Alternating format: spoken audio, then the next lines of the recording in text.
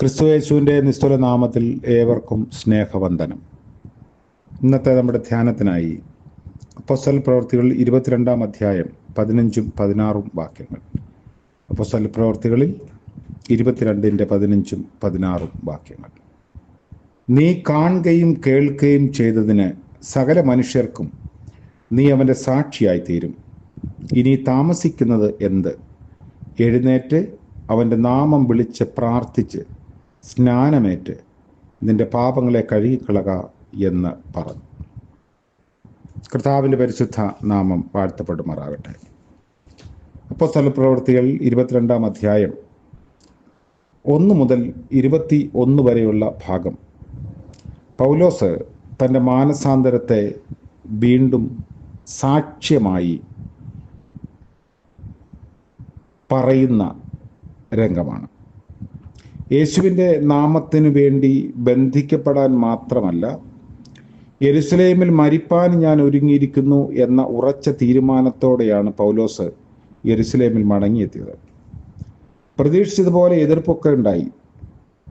മുൻപ് യേശു അഭിമുഖീകരിച്ചതുപോലെ 5 ഇടങ്ങളിൽ പൗലോസ് വിസ്തരിക്കപ്പെട്ടു. 5 എന്ന് പറയുന്നതിന് പ്രത്യേകത ഒന്നുമില്ല. ഒരു കാര്യം വ്യക്തമാണ്: ശിഷ്യൻ ഗുരുവിന് മീതെയല്ല. 3 ആരോപണങ്ങളാണ് പൗലോസിന് എതിരായിട്ട് ഉന്നയിച്ചത്. 1, ജനമധ്യത്തിൽ കലഹമുണ്ടാക്കുന്നു. 2, നസറായ മതത്തിന് മുൻപൻ. 3, ദേവാലയം തീണ്ടിച്ചവൻ. ബന്ധിതർ നിരപരാധിത്വം തെളിയിക്കാനുള്ള അവസരമായിട്ടാണ് വിസ്താരം ഉപയോഗിക്കാറുള്ളത്. എന്നാൽ പൗലോസിൻ്റെ അനുഭവം വ്യത്യാസമായിരുന്നു. അതിൻ്റെ പ്രത്യേകതകൾ: 1, പ്രതിവാദം അനുഭവ സാക്ഷ്യത്തിൻ്റെ അവസരമാക്കി പൗലോസ് ഉപയോഗിച്ചു.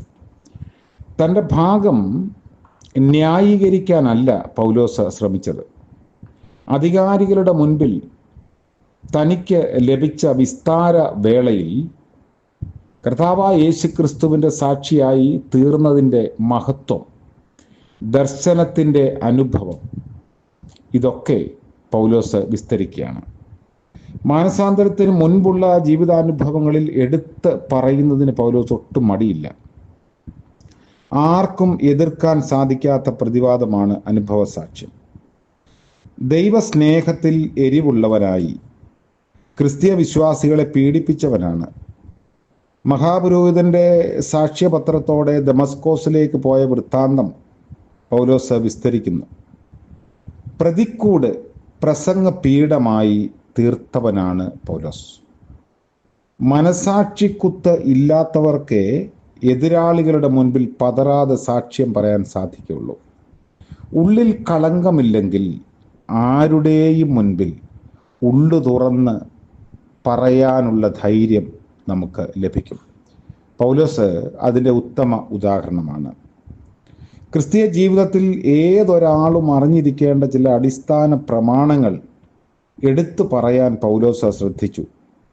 1, നമ്മെക്കുറിച്ചുള്ള ദൈവഹിതം തിരിച്ചറിയുക.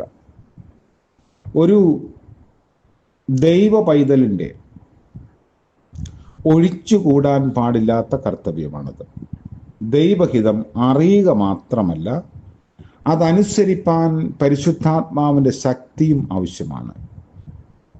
2, നീതിമാനായവനെ കാണാനുള്ള അഭിവാഞ്ച. ഉയർത്തെഴുന്നേറ്റ കർത്താവുമായിട്ടുള്ള ബന്ധം ഒരിക്കലായി ഉണ്ടായാൽ മാത്രം മതി എന്ന് വിചാരിക്കരുത്. അത് ആവർത്തിക്കപ്പെടണം. ഓരോ ദിവസവും ആ കർത്താവുമായിട്ടുള്ള ബന്ധത്തിലാണ് നമ്മുടെ ജീവിതം നയിക്കേണ്ടത്. 3-ാമത്തെ കാര്യം, അവൻ്റെ വചനം കേൾക്കാനും അനുസരിക്കാനുമുള്ള സന്നദ്ധത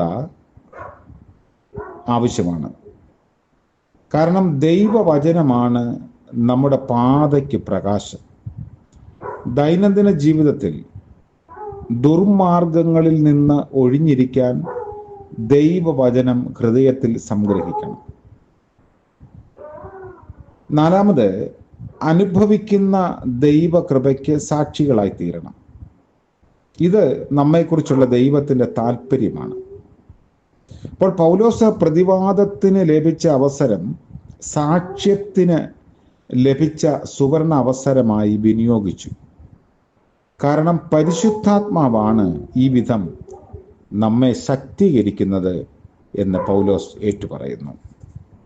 നമുക്ക് എതിരായി വരുന്ന ചില ആരോപണങ്ങളും നമ്മെ തകർക്കാൻ ശ്രമിക്കുന്ന ഇടങ്ങളിലും ഉള്ളിൽ കപടമില്ലെങ്കിൽ സാക്ഷ്യം തുറന്നു പറയാൻ നമുക്ക് ധൈര്യം ലഭിക്കും. ചിലപ്പോഴെങ്കിലും നമ്മൾ പതറിപ്പോകാറുണ്ട്. പൗലോസിന്റെ മുൻപിൽ അധികാരികളെല്ലാം മതവും അധികാരവും എതിരായി ഒന്നിച്ച് നിൽക്കുമ്പോഴും ധൈര്യത്തോടെ തൻ്റെ വിളിയെക്കുറിച്ചും ദർശനത്തെക്കുറിച്ചുമുള്ള സാക്ഷ്യം പറയാൻ പൗലോസിനെ പരിശുദ്ധാത്മാവ് ശക്തീകരിച്ചു. നമ്മുടെ ദൈനംദിന ക്രിസ്തീയ ജീവിതത്തിൽ പരിശുദ്ധാത്മാവിൻ്റെ ഈ കൃപയില്ലെങ്കിൽ ധൈര്യത്തോടെ നിലനിൽക്കാൻ സാധിക്കില്ല. നമ്മളൊരു പക്ഷെങ്കിൽ പരാജയപ്പെടാം, സങ്കടപ്പെടാം, മറ്റുള്ളവരുടെ മുൻപിൽ വിലയില്ലാത്തവരായി തീരാം. അതിനൊക്കെ സാധ്യതയുണ്ട്. എങ്കിലും ദൈവം കൈവിടില്ല. ആത്യന്തികമായി കർത്താവ് തൻ്റെ കരങ്ങളിൽ നമ്മളെ ഉപയോഗിക്കും എന്ന പൂർണ്ണ വിശ്വാസത്തോടെ ഉത്തമ സാക്ഷികളായി ജീവിപ്പാൻ ദൈവം നമ്മളെ സഹായിക്കട്ടെ. പ്രാർത്ഥിക്കാം. ഞങ്ങളുടെ വീണ്ടെടുപ്പുകാരനും രക്ഷകനുമായ കർത്താവേ, മനോഹരമായ ദിവസത്തിൻ്റെ പ്രഭാതത്തിനായി സ്തോത്രം ചെയ്യുന്നു. പുതിയ ദിവസത്തിലേക്ക് പ്രവേശിപ്പാൻ ഞങ്ങളുടെ ആയുസ്സിനെ ബലപ്പെടുത്തിയ ദൈവത്തിന് സ്തോത്രം. കഴിഞ്ഞ രാത്രിയിൽ നിദ്രയും വിശ്രമവും നൽകിയ അടിയങ്ങളെ അവിടുന്ന് സുരക്ഷിതരായി പരിപാലിച്ചുവല്ലോ. ഇന്നത്തെ ഞങ്ങളുടെ ജീവിത വ്യവഹാര ഇടങ്ങളിൽ മാറ്റമില്ലാത്ത സാന്നിധ്യം പകർന്ന് വഴി നടത്തണമേ. അങ്ങയുടെ ആലോചന നൽകണമേ. പ്രഭാതം മുതൽ പ്രദോഷം വരെയും വിശുദ്ധമായി ജീവിപ്പാൻ, നിർമ്മലതയോടെ ആയിരിക്കാൻ, സുതാര്യത കൈവിടാതിരിപ്പാൻ ഞങ്ങളെ സഹായിക്കണമേ. കർത്താവേ, ഇന്ന് ഞങ്ങളുടെ സകല ആവശ്യങ്ങളും ദൈവം മുൻപാകെ സമർപ്പിക്കുന്നു. അവിടെ ഞങ്ങളെ കേൾക്കുന്ന ദൈവമാകിയാൽ സ്തോത്രം ചെയ്യുന്നു. ഇന്ന് ജന്മദിനം ആഘോഷിക്കുന്നവരും വിവാഹ വാർഷികം ആഘോഷിക്കുന്നവരും കൂടുതൽ സമർപ്പണത്തോടെ പ്രതീക്ഷയോടെ പുതിയ വർഷത്തിലേക്ക് പ്രവേശിപ്പാൻ, ജീവിപ്പാൻ കർത്താവ് സഹായിക്കണമേ. യേശു മശിഹ മൂലം ഞങ്ങളുടെ പ്രാർത്ഥന കൃപയോടെ കേൾക്കുമാറാകണമേ. ആമേൻ. നമ്മുടെ കർത്താവായ യേശു മശിഹായുടെ കൃപയും കരുണയും കാവലും ആലോചനയും നാം ഏവരോടും കൂടെ ഇന്നും എന്നേക്കും ഉണ്ടായിരിക്കുമാറാകട്ടെ. ആമേൻ.